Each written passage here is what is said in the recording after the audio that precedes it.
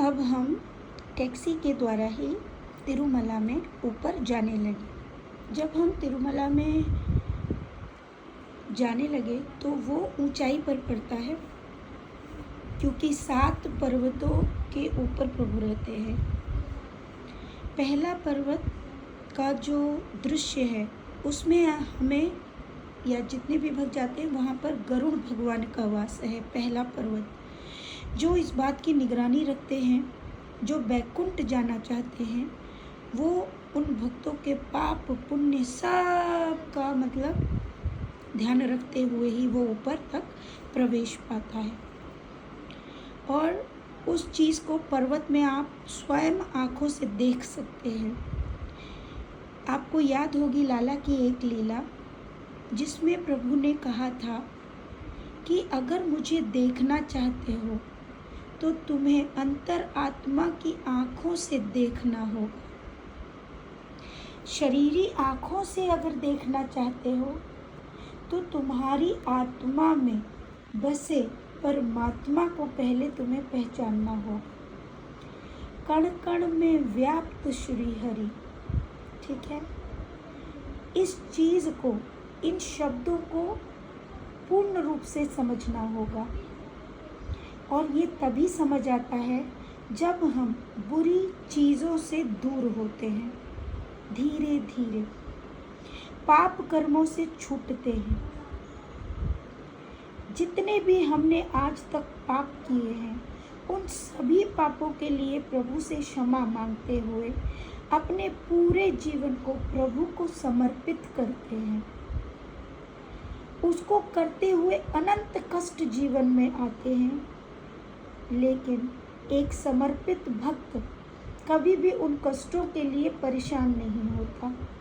वो कभी प्रभु से कोई चीज़ नहीं बोलता, आपने ऐसा क्यों किया मेरे साथ, कुछ नहीं, सब समाप्त हो जाता है। समर्पण की अवस्था बड़ी ही अद्भुत और आनंदमयी है। ये तभी समझी जा सकती है जब आप इसको जीते हो। मैंने बोल दिया, आप उसे समझ जाएंगे, ये इतना आसान नहीं है। आपको उस जीवन को, उस सत्य को जीना पड़ेगा स्वयं।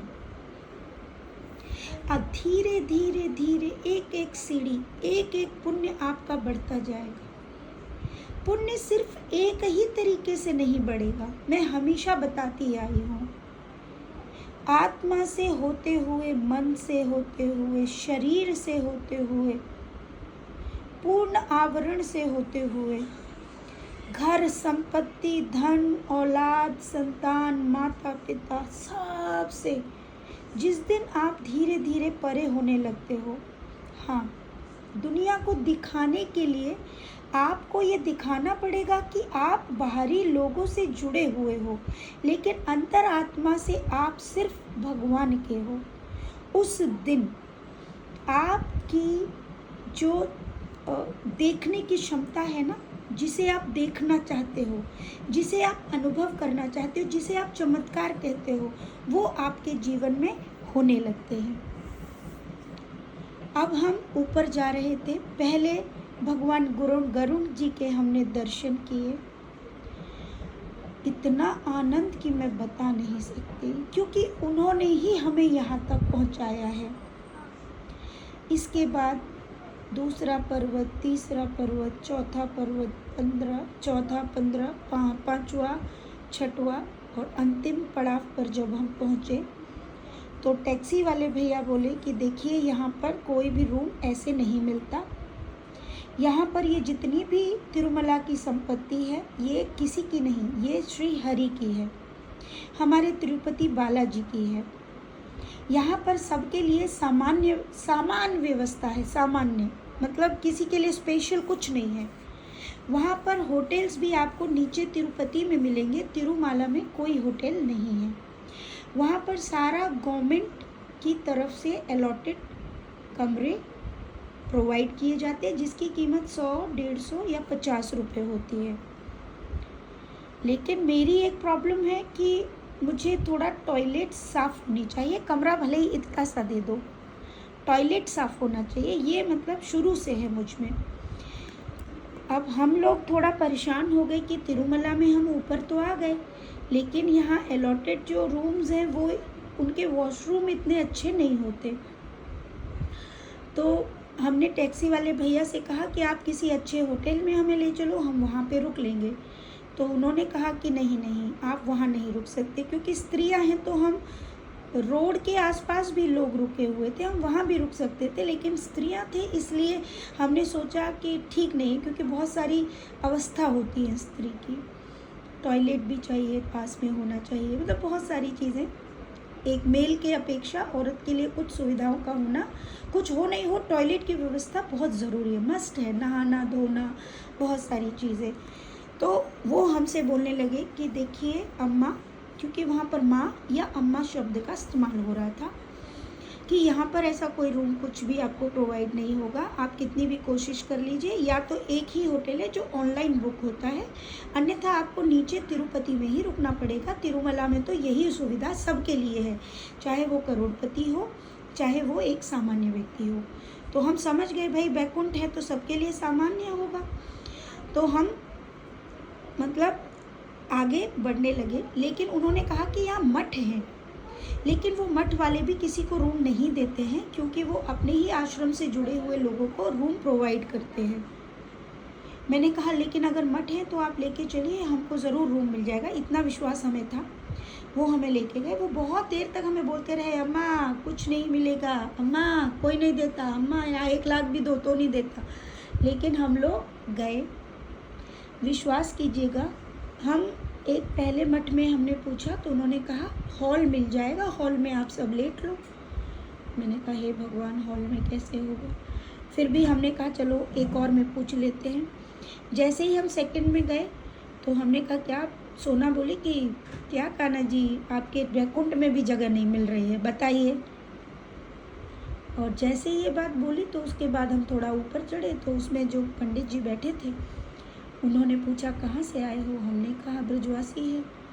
ऐसे ही ये बोला, वो तुरंत मान गए। उन्होंने कहा ठीक है आपको रूम मिल जाएगा, लेकिन एक ही दिन के लिए, दूसरी दिन की हमारी बुकिंग है। मैंने कहा ठीक है आप रुका दीजिए। हम लोग रुक गए। मैंने कहा सेकंड डे का सेकंड डे देखेंगे।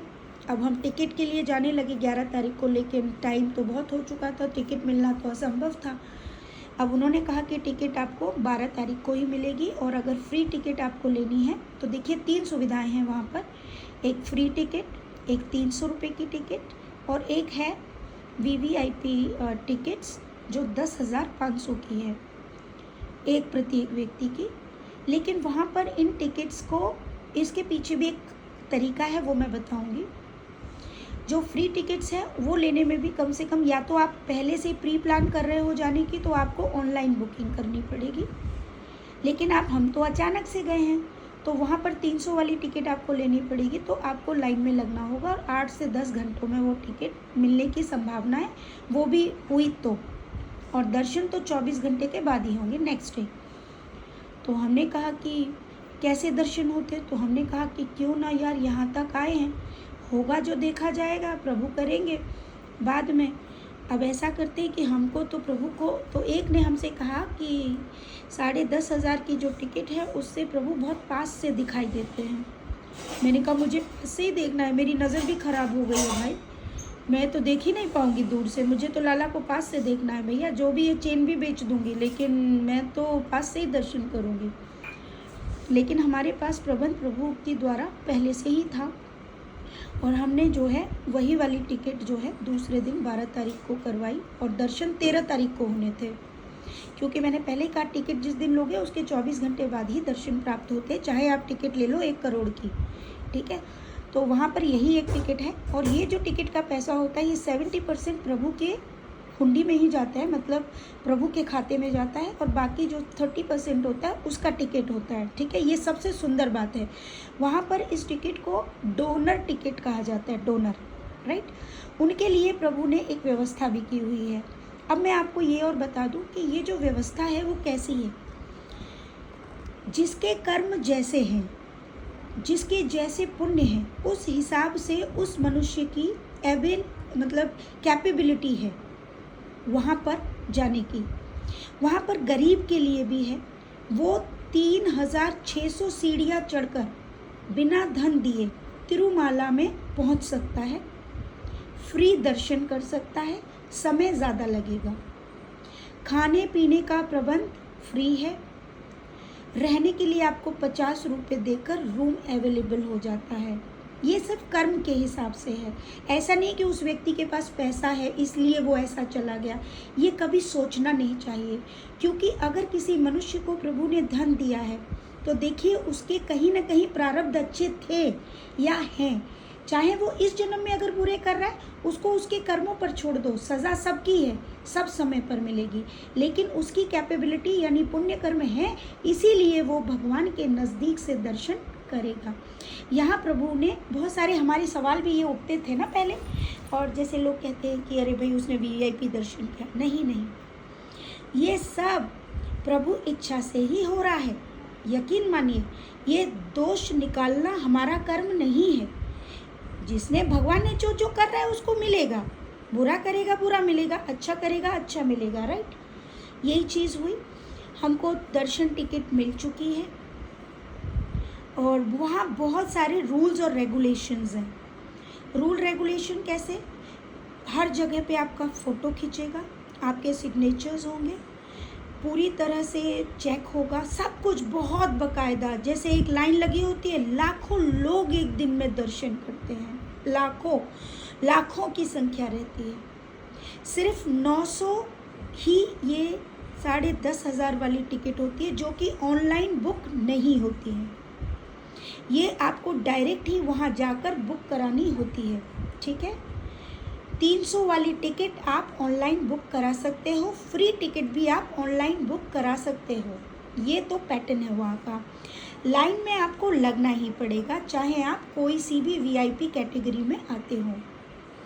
वहाँ पर ये इतनी सुंदर व्यवस्था है कि मैं आपको बता नहीं सकती। बैकुंठ है भाई, यहाँ कर्मों का सुंदर तरीके से मिलेगा, जिसका जैसा कर्म उस हिसाब से दर्शन। अब हमारी लाइन शुरू हो गई। वहाँ की सुंदरता का वर्णन मैं वीडियोस के द्वारा आपको बताऊंगी और दिखाऊंगी। सबसे पहली सुंदरता, वहाँ गंदगी नहीं है। कोई भक्त वहाँ गंदा नहीं करता है, डस्टबिन में ही चीज़ों को फेंकते हैं, जो मैं हमेशा बोलती आई हूँ। ऐसा ही करना चाहिए हर तीर्थ स्थान पर। वहाँ पर हर व्यक्ति के लिए सेम नियम है। फ़ोन मोबाइल सब पहले से ही दर्शन से पहले लॉकर्स में आपको रखने होंगे, जमा करवाने होंगे। तीसरा, लाइन लगाने के बाद भी बैठ कर आपकी लाइन 8-8, 10-10, 15-15 घंटों की लगती है। वहाँ बैठने की भी सुविधा होती है, ठीक है। इस प्रकार दर्शन होते हैं। हम बहुत खुश हुए, लाइन में लगे, हमने टिकट्स मिली। अब 12 तारीख को हमने बहुत घूमा फिरा। और दर्शन करने का एक नियम भी है। नियम क्या है? सबसे पहला दर्शन होगा माता पद्मावती का। उसके बाद हम स्नान करने जाएंगे पापनाशक में। उसके साथ साथ हम प्रभु के चरण शिला है, ऐसे बहुत सारे मंदिर हैं जिनके दर्शन होंगे। उसके बाद जो भक्त अपने केश दान करना चाहता है, मन्नत वाले हों, ज़्यादातर सब मन्नत वाले ही होते हैं, भाई हमारी कोई मन्नत नहीं थी। उसके बाद हमने अपने केशों का दान किया। केश दान करने के बाद पुनः हम अपने रूम पर आए। हम वो पाप विनाशक जो जल था, हम वो भी एक बॉटल में लेके आए थे और हमने अपने रूम में आके उसी से स्नान किया। और उसके बाद हम पुनः बाहर निकले। अब उसके बाद जो दर्शन होंगे वो होंगे वराह स्वामी जी के दर्शन। वराह स्वामी जी के दर्शन के बिना भगवान तिरुपति जी के दर्शन पूर्ण नहीं माने जाते। क्यों? क्योंकि भगवान वराह स्वामी को भगवान श्री हरि ने ये वरदान दिया था कि पहला नैवेद्य और पहला दर्शन जो भक्त आपका करेगा वही मेरे दर्शन प्राप्त करेगा, उसी को दर्शन का पूर्ण फल प्राप्त होगा। वहीं वराह भगवान के बगल में ही है